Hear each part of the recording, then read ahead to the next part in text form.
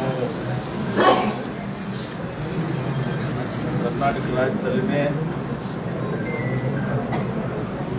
ಒಂದು ಮತಕ್ಷೇತ್ರದಲ್ಲಿ 2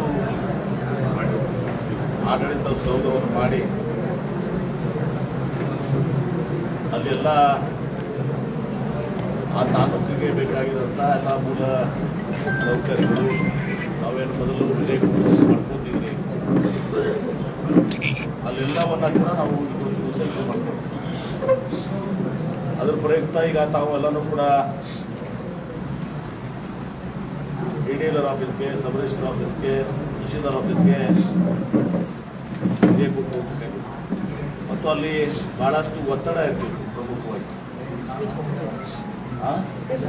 ಕಡಿಮೆ ಕ್ಷೇತ್ರಗಳು ಕಡಿಮೆ ಆಗ್ತಿದೆ. ಬಹಳ ಸುಸಜ್ಜಿತವಾಗಿ ಈಗ ಸ್ಥಳೀಯವಾಗಿಯೇ ನೀವು ಕೆಲವು ದಿವಸ ನಿಮಗೆಲ್ಲಾನು ಕೂಡ ನಿಮ್ಮ ಉಪನಿಗಳಾಗಿರ್ಬೋದು, ಇನ್ನಿತರ ಅಕ್ಕ ಬಂದಿರ್ಬೋದು ಅಂತಂದಾಗ್ಬೋದು ಮತ್ತು PTCL ಆಗಿರ್ಬೋದು, ಸರ್ವೆ ರಿಪೋರ್ಟ್ ಏನೇ ಇದ್ರೂ ಕೂಡ ಎಲ್ಲವೂ ಕೂಡ ಇಲ್ಲೇ ಕೂಡ ಸಿಗ್ತದೆ. 24 ದಿವಸದಲ್ಲಿ ಅವರು ಹೇಳಿದ್ರು ಎಲ್ಲಿ ತಕರಾರಿಲ್ಲ, ಅಲ್ಲಿ 24 ದಿವಸ ಅದನ್ನು ಬರುವಂಥ ದಿವಸದಲ್ಲೇ ಮುಂದೆ ಅವರು ಸುಧಾರಿಸಿ 15 ದಿವಸಕ್ಕೆ ತರುವಂಥ ಅದನ್ನು ಅವ್ರು ಮಾಡ್ತಾರೆ. ಅದಕ್ಕೆ ತಾವು ಎಲ್ಲ ಕೂಡ ಸಹಕರಿಸಬೇಕು. ಇವತ್ತು ಬಹಳಷ್ಟು ಸಲ ಸಮಯ ವ್ಯರ್ಥ ಆಗ್ತಿತ್ತು, ಹಣ ವ್ಯರ್ಥ ಆಗ್ತಿತ್ತು ಮತ್ತು ಬಹಳಷ್ಟು ಕಡೆ ಅವ್ಯವಹಾರಗಳು ಕೂಡ ಆಗ್ತಿದ್ವು. ನಾನು ಅದಕ್ಕೆ ನಮ್ಮ JD ಮೇಡಮ್ ಅವ್ರಿಗೆ ಹೇಳ್ತಿದ್ದೆ, ಬೆಂಗಳೂರಲ್ಲಿ ಇದೆಲ್ಲ ಡಾಕ್ಯುಮೆಂಟೇ ಸಿಗಂಗಿಲ್ಲ. ಮೂಲ ಡಾಕ್ಯುಮೆಂಟ್ ಇರ್ತದಲ್ಲ, ಮೊದಲ ಡಾಕ್ಯುಮೆಂಟ್ ಅಂತಾರೆ ಹೋದ್ರೆ ಮೇಡಮ್, ಮೊದಲ ಡಾಕ್ಯುಮೆಂಟೇ ಸಿಗಂಗಿಲ್ಲ. ನಾವು ಕೇಸ ನೋಡಿದ್ವಿ. ಈಗೆಲ್ಲ ಇದಾವೆ, ಇದೆಲ್ಲವೂ ಕೂಡ ಡಿಜಿಟಲೈಸೇಷನ್ ಆಗಿದೆ, ಕಂಪ್ಯೂಟರ್ಲ್ಲಿದೆ ಮತ್ತು ನೀವು ಕೂಡ ಅದನ್ನ ವೀಕ್ಷಣೆ ಮಾಡ್ಬೋದು. ಮತ್ತು ಎಲ್ಲ ಊರಿನ ಪ್ರಕಾರ ಅವರು ರೆಕಾರ್ಡ್ ರೂಮ್ನಲ್ಲಿ ಎಲ್ಲನೂ ಕೂಡ ಇಟ್ಟಿದ್ದಾರೆ. ನೀವು ಬಂದು ಕೂಡ ನೋಡ್ಕೊಳ್ಬೋದು. ಹೀಗೆ ವ್ಯವಸ್ಥಿತವಾಗಿ ಈ ಕೆಲಸ ಆಗ್ತದೆ.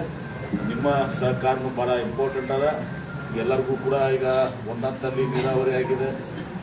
ಈಗ ಎಲ್ಲ ಸೌಲಭ್ಯಗಳು ಕೂಡ ನಿಮಗೆಲ್ಲ ಇಲ್ಲೇ ಸಿಗ್ತಾ ಇದಾವೆ. ಈಗ ಭಾಳ ಉದಯವಿಗಳು ನೀವು ತಿಳ್ಕೊಳ್ಳೋದ ಮತ್ತು ಬಬಲೇಶ್ವರ ಮತಕ್ಷೇತ್ರ ಅಂತ ಬಿಜಾಪುರ ಜಿಲ್ಲೆ ಎಲ್ಲರಿಗೂ ಮಾಡಿದ್ದೀವಿ.